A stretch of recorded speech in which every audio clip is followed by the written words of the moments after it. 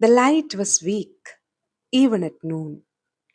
When Pelayo was coming back to the house, it was hard for him to see what was moving and groaning in the rear of the courtyard.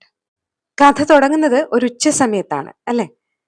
The light was weak even at noon എന്നാണ് പറഞ്ഞത്. അതൊരു ഇരുട്ട് മൂടിയ ഉച്ച സമയമായിരുന്നു അല്ലെ? വലിയ വെളിച്ചമൊന്നും ഇല്ലാത്ത, അല്ലെങ്കിൽ വെളിച്ചത്തിന് അത്ര തെളിച്ചമൊന്നും ഇല്ലാത്ത ഒരു ഉച്ച സമയമായിരുന്നു അത്.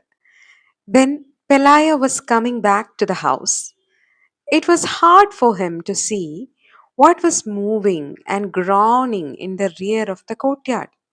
സോ പെലായോ എന്ന് പറഞ്ഞൊരു ക്യാരക്ടറിനെ നമുക്ക് ഇൻട്രൊഡ്യൂസ് ചെയ്ത് തരികയാണ്. പെലായോ അദ്ദേഹത്തിന്റെ വീട്ടിലേക്ക് തിരിച്ചു വരികയാണ്. റിയർ ഓഫ് ദ കോർട്ട്യാർഡ് എന്ന് പറഞ്ഞാൽ back side of the courtyard അല്ലെ? കോർട്ട്യാർഡിന്റെ പുറകിലായിട്ട് എന്തോ ഒന്ന് അനങ്ങുന്നുണ്ട്, എന്തോ ഒന്നിങ്ങനെ മുരളിക്കൊണ്ടിരിക്കുന്നുണ്ട്, എന്തോ ഒന്നിങ്ങനെ ഞെരങ്ങിക്കൊണ്ടിരിക്കുന്നുണ്ട്. ഗ്രോൺ ചെയ്യാന്ന് പറഞ്ഞാൽ it means to make a deep sound showing pain, sadness or tiredness. അപ്പൊ അങ്ങനെ ഒരു മോർണിംഗ് ഒരു ഗ്രോണിങ് സൗണ്ട് കേൾക്കാമായിരുന്നു. എവിടെ നിന്ന്? In the rear of the courtyard. കോർട്ട്യാർഡിന്റെ ആ ഒരു ബാക്ക് സൈഡിൽ നിന്ന്.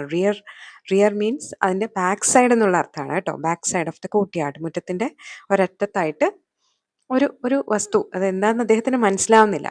Okay, he had to go very close to see that it was an old man, a very old man.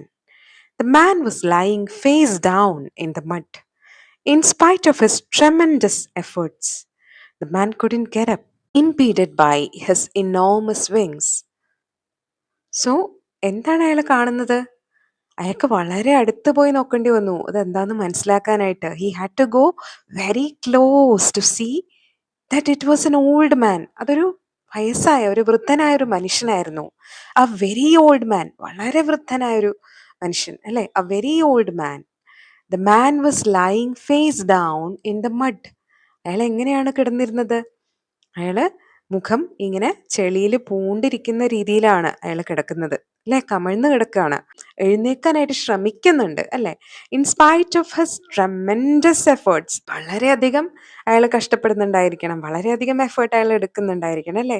Tremendous എന്ന് പറയുമ്പോൾ that word means very great, huge, അല്ലെങ്കിൽ ഒരു extremely good എന്നൊക്കെയുള്ള അർത്ഥത്തിലാണ് നമ്മൾ ട്രെമൻഡസ് എന്നുള്ള ഒരു വാക്ക് ഉപയോഗിക്കുക. ഇവിടെ അയാളുടെ ആ ഒരു ശ്രമം എത്ര വലുതായിരുന്നു എന്ന് കാണിക്കാൻ വേണ്ടിയിട്ടാ. In spite of his tremendous efforts, അത്രയും എഫേർട്ട് എടുത്തിട്ടും the man couldn't get up, അയാൾക്ക് എഴുന്നേക്കാൻ പറ്റിയില്ല. ഇംപീഡഡ് ബൈ ഹിസ് എനോമസ് വിങ്സ്. അവിടെയാണ് നമുക്ക് ഒരു ഞെട്ടലുണ്ടാവുന്നത് അല്ലേ? ഇങ്ങനെയാണ് മാജിക്കൽ റിയലിസത്തിലെ കാര്യങ്ങൾ ബ്ലെൻഡ്